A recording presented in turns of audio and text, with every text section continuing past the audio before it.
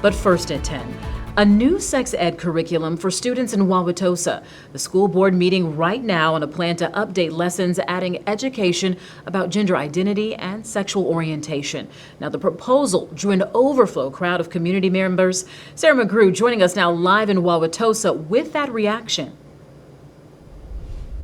Yeah, that school board meeting is still going on, but this proposed curriculum has caused controversy in Wauwatosa over the last few weeks. Here on the sidewalk in front of the administration building, you can see messages of support, but others in the community don't or disagree with the changes.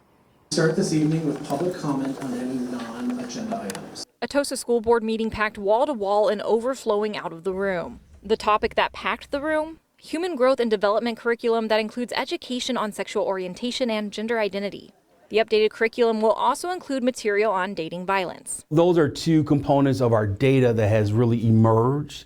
And so we are flexing our curriculum to make sure that we're supporting students in those areas. The curriculum is based on the National Sex Education Standards and will span from kindergarten to high school, the material differing by grade. It's something Wauwatosa senior Henry Dizzard has been missing throughout their educational experience.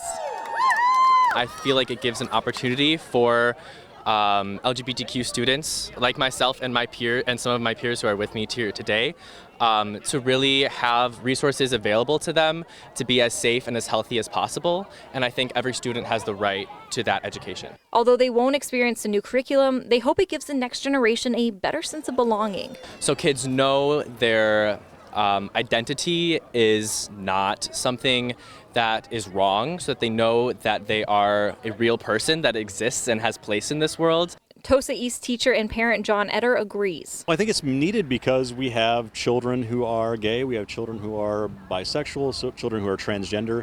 They're here and they need, they need to be recognized. They need the love and support. But not everyone is on the same page.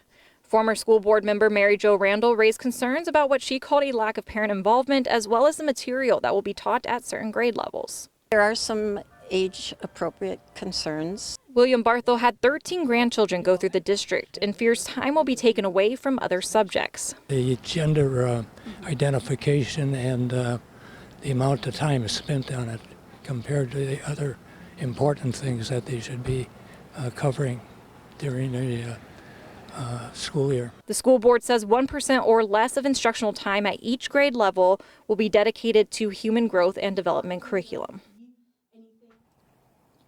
Now, if this new curriculum is passed, the school district says that parents are able to opt out of sex ed curriculum, but the superintendent hopes that those parents of kids will go talk to their teachers or talk to district administrators before completely opting out. Live in Wauwatosa, Sarah McGrew, TMJ4 News. Sarah, thank you. Now, most Wisconsin school districts have already updated policies that include conversations of sexual orientation and gender identity.